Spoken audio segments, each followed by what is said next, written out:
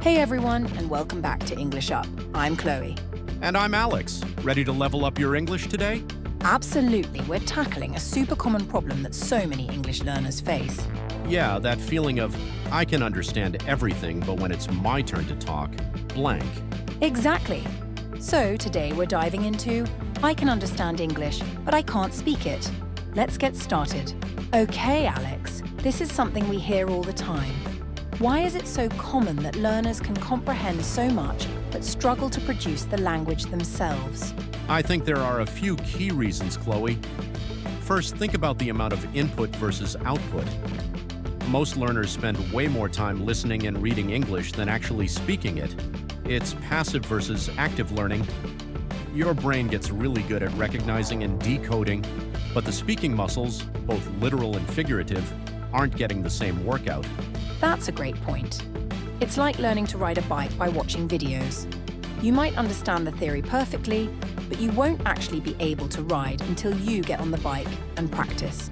Exactly. And another factor is fear. The fear of making mistakes, of sounding silly, of not being understood. This fear can create a mental block that prevents learners from even trying to speak. It can be a self-fulfilling prophecy. Totally. That fear can be paralyzing. And then there's the issue of speed. When you're listening, you have time to process. But in a conversation, you have to think on your feet, formulate sentences quickly, and respond in real time. And sometimes, even if you know the grammar and vocabulary, you just haven't practiced stringing it all together on the fly. It's like knowing all the ingredients to a recipe but never actually baking the cake. So, Alex, how should learners react when they find themselves in this situation? Frustration is a common feeling, for sure. Absolutely. First, it's important to cut yourself some slack. Recognize that this is a normal part of the language learning process. Don't beat yourself up about it. Be kind to yourself. Yes. A little self-compassion goes a long way. And second, don't let that frustration stop you from speaking. Embrace the mistakes. View them as learning opportunities. Exactly. And shift your focus from perfection to communication. Your goal isn't to speak perfectly, it's to get your message across. The more you focus on communicating, the less you'll worry about making mistakes and the more natural your speaking will become. Okay, great points, Alex. Now let's do a quick vocab check. All right, Alex, you were throwing out some great vocabulary there. Let's break down a few phrases. Sounds good. First, input versus output. So, input is what you take in, like reading and listening. It's the information you're absorbing. Output is what you produce, like speaking and writing. It's when you're actively using the language. Perfect. For example, my input of English is high because I watch a lot of movies, but my output is low because I don't have many opportunities to speak. Next up, self-fulfilling prophecy. This is when a prediction causes itself to become true because people believe it and act in ways that make it happen.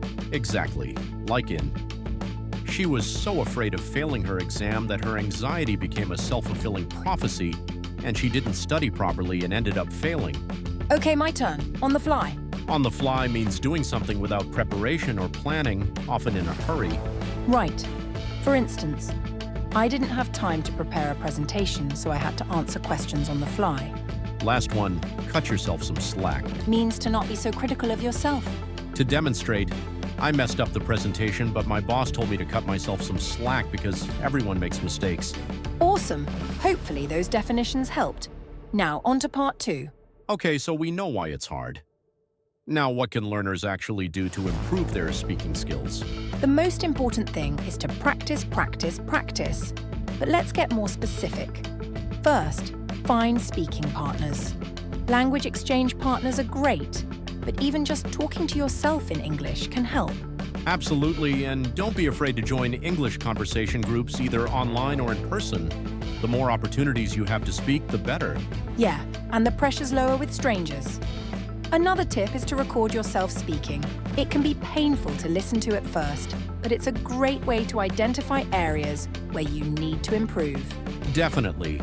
You can record yourself reading a passage, answering practice questions, or even just talking about your day. You can also record yourself talking about your opinion on a controversial topic. Okay, here's a fun one. Think in English. Instead of translating from your native language, try to form your thoughts directly in English. It's a great way to speed up your thinking process. That's a great tip. And another important thing is to focus on fluency over accuracy. Don't get bogged down trying to be perfect. Focus on getting your message across. The accuracy will come with time and practice. And expand your vocabulary. The more words and phrases you know, the easier it will be to express yourself. So read books, watch movies, listen to podcasts, and make sure to write down any new words you learn. And actively use those new words. Don't just memorize them, try to incorporate them into your speaking and writing. One more tip, shadowing. What is that? Shadowing is listening to a native English speaker and repeating what they say, almost like a shadow following their voice. This helps with pronunciation, intonation, and rhythm. Oh, that's nice. Sounds really useful. And finally, don't be afraid to make mistakes. Everyone makes mistakes when they're learning a language. It's a natural part of the process. So embrace the mistakes, learn from them, and keep practicing. Exactly. The more you speak, the better you'll get. Okay, Chloe, let's give our listeners some quick cliff notes, the key takeaways from this episode. Sounds good. First, understanding is different from speaking. Speaking requires active practice. Second, don't let fear hold you back. Mistakes are a good thing. Third, find speaking partners and opportunities to practice. Fourth, focus on fluency and communication over perfect accuracy. Fifth, shadowing. Sixth, expand your vocabulary and actively use new words. And finally, seventh, be patient and persistent. Learning to speak English takes time and effort. You got this. That's all the time we have for today's episode of English Up. Thanks for tuning in. We hope you found these tips helpful. Don't forget to subscribe to English Up on your favorite podcast platform so you don't miss an episode. And be sure to leave us a review. We love hearing from you. Until next time, keep practicing and keep leveling up your English.